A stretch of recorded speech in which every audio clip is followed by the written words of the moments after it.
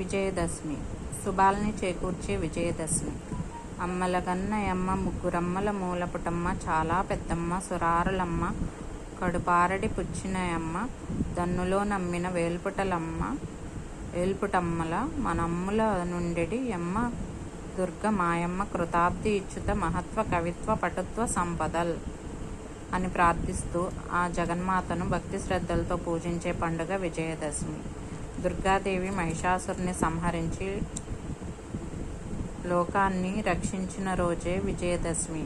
యావత్ భారతదేశంలోనూ అనేక రూపాలతో అనేక పేర్లతో పిలువబడుతూ అశేష ప్రజానికం చేత పూజలందుకుంటున్న మహాశక్తి ఆ తల్లి. కేరళలో భగవతి, తమిళనాడులో కాళీ, లలిత, కర్ణాటకలో చాముండేశ్వరి, బెంగాల్లో కాళీ, దుర్గా, రాజస్థాన్, గుజరాత్లలో అంబిక, మహారాష్ట్రలో భవాని, ఉత్తర భారతదేశంలో సీత, రాధ అని కొలిచే దేవిని మన రాష్ట్రంలో కనకదుర్గగా ఆరాధిస్తూ ఉంటాం. ఆశ్వయుజ శుద్ధ పాడ్యమి నుండి నవమి వరకు దేవి నవరాత్రులు చేస్తారు. అమ్మవారిని 9 రోజులు పూజిస్తారు. బాలా త్రిపుర సుందరి, మహాలక్ష్మి, 3వ అవతారమైన గాయత్రి, 4 అన్నపూర్ణ అవతారం, 5 సరస్వతి అవతారం, 6 శ్రీ లలితా త్రిపుర సుందరి అవతారం, 7 దుర్గా అవతారం, 8 మహిషాసుర మర్దిని అవతారం, 8 రాజరాజేశ్వరి, ఇలా 9 పేర్లతో రకరకాల పేర్లతో దేవికి ప్రత్యేక అలంకారాలను చేసి పూజ చేస్తారు.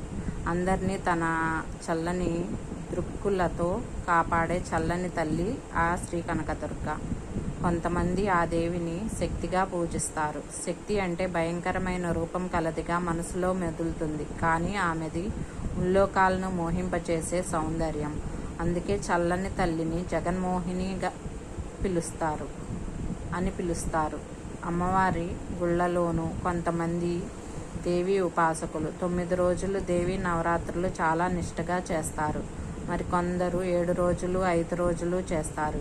ఇంట్లో మామూలుగా పూజలు చేసుకునేవారు మూలా నక్షత్రం రోజు అంటే సరస్వతి పూజ రోజు అయిన సప్తమి నాటి నుండి 3 రోజులు చేస్తారు.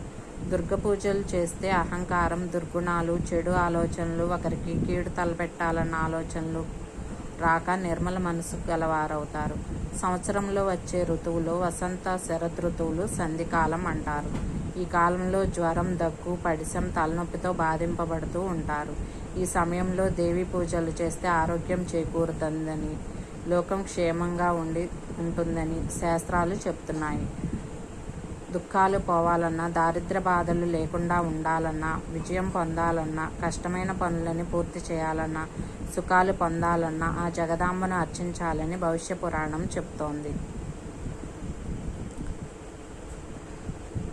శరన్నవరాత్రుల్లో దుర్గాదేవి వ్రతాన్ని చేస్తే ఆయురారోగ్య ఐశ్వర్యాలతో తొలతూగుతారు. జగన్మాతను భక్తి శ్రద్ధలతో పూజిస్తే కోరికలు నెరవేరుతాయని, పోయిన సంపదలు వస్తాయని, దూరమైన బంధువులు, ఆత్మీయులు దగ్గరవుతారని, సంతానం లేని వారికి సంతానం కలుగుతుందని చెబుతారు. పండుగ అనేసరికి ఇంటి వాతావరణమే మారిపోతుంది. దుమ్ములు బూజులు దులుపుకొని ఇల్లు కడగడంతో ఇల్లు శుభ్రపడుతుంది. గుమ్మాలకు పసుపు రాసి బొట్టు పెట్టి, కుంకుమ బొట్టు పెట్టి, మామిడి తోరణాలు, బంతిపూలు కడతారు. ఇంట్లో అందరూ అభ్యంగన స్నానం చేసి కొత్త బట్టలు ధరిస్తారు. వంటగదికి, పూజ గదికి ప్రత్యేక శోభ వస్తుంది.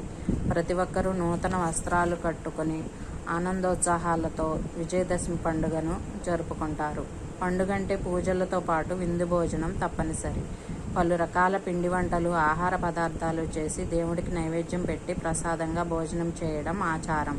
అన్ని రకాల వంటకాలు ప్రతిరోజు అందరూ ఇష్టంగా తినరు. వాటిని దేవుని ప్రసాదంగా పెడితే పండుగ రోజునైనా ప్రతి ఒక్కరూ తప్పకుండా తింటారు. పండుగకి కూతుళ్ళు, అల్లుళ్ళు, మనువలు, మనవరాళ్ళు, చుట్టాలు వస్తారు. పండుగ పేరుతో అందరూ ఒకరోజు చేరితే ఒకరికొకరు తమ కష్ట సుఖాలను చెప్పుకోవడానికి వీలవుతుంది.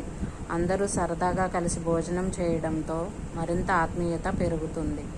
విజయదశమి రోజు పండుగ నాడు ఫ్యాక్టరీలలోనూ యంత్రాలను శుభ్రపరిచి పూజ చేస్తారు.